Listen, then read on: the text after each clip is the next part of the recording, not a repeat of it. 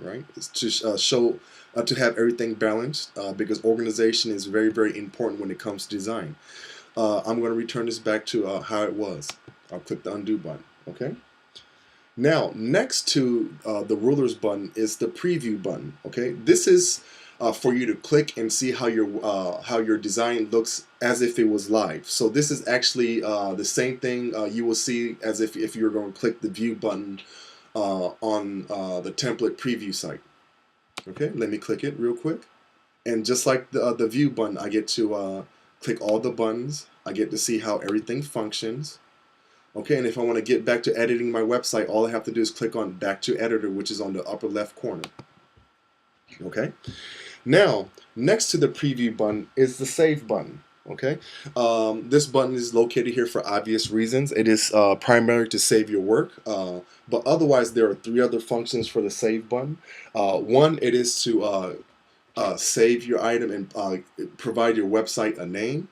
If you'll return back to the top left corner where the Wix logo is, you may notice that the name of the site is japandemo.wix.com/mysite. You can change the name of the site at any time. So all you have to do is click save once you're ready.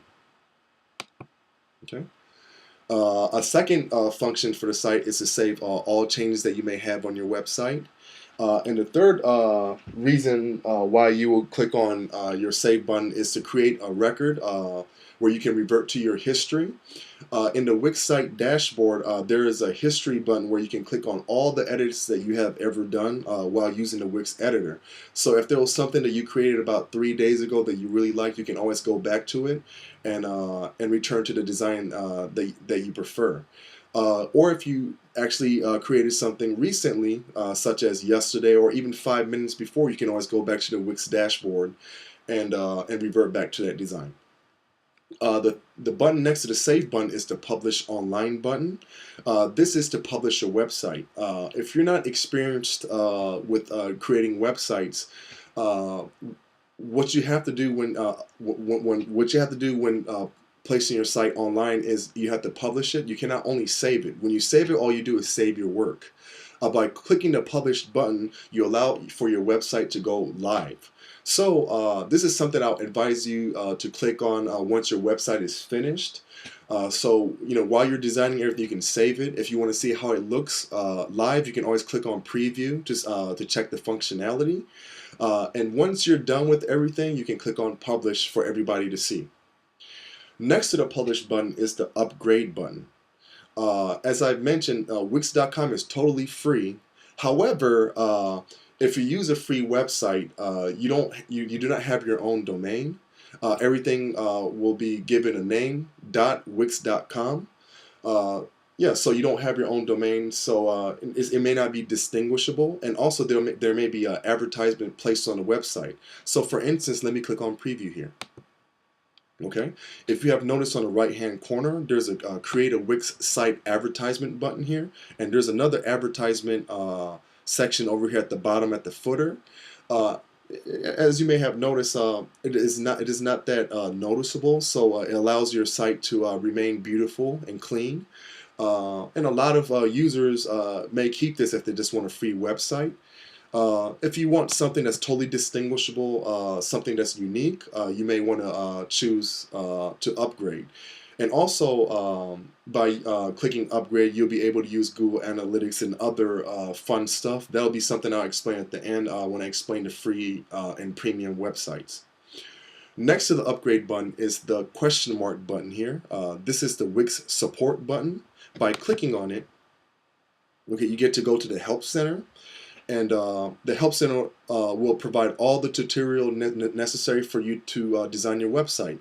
You can go into the search menu over here and click whatever keywords that you may like. You can click on any of the buttons and it will guide you so you can create the website that you desire. Okay. Now, let's move on to the side menu real quick. Okay. On the side here, there are 5 buttons. Okay. Those buttons are titled Pages, Design, Add, App Market, and Settings.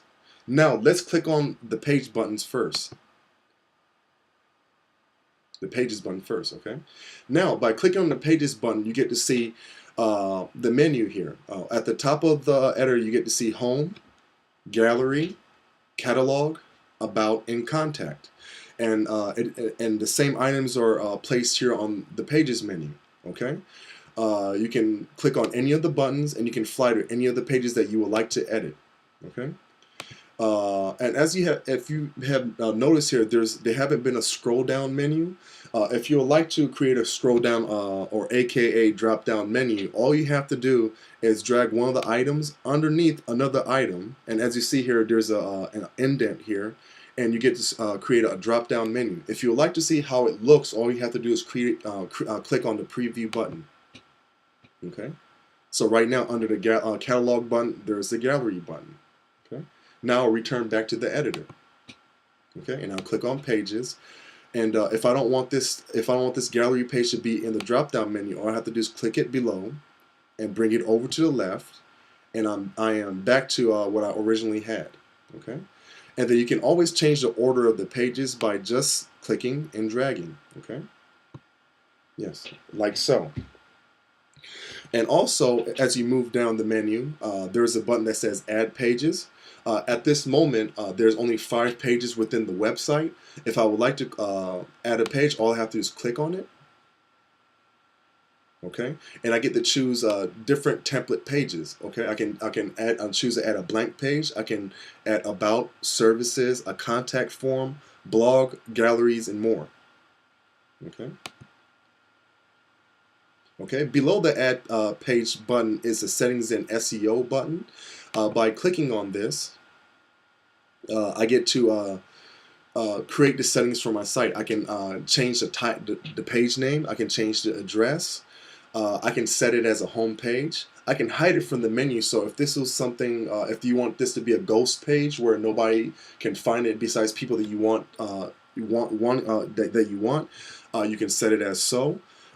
You can protect the page, and then also you can also set up everything for your search engine optimization, which is SEO. So by clicking on this button here, you get to add the page title. You can add a page description. You can enter keywords for people to search your website. Now let's move over to the button below the Pages button, which is the Design button. The icon is a paintbrush. Okay. Now you're at the design. You're at the Design button here. You can change your background. You can change your color schemes, and you can change your font. By clicking on Background,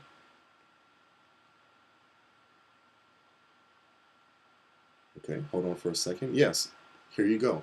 Okay, Wix provides you with many page layouts. You can choose any color that you like. You can change your patterns. You can choose whatever texture that you want on your page. So for instance, by clicking on this button right here, I get to change the background over here. If I don't like it, I can always go to the bottom right corner of this toggle, which is titled Discard Changes, and I can change whatever I like. Okay, like so. If I want to customize my background, I can always click on Upload and Customize Background, and by clicking on it, yes, I can click on Add Image, and I can choose whatever photo file that I want.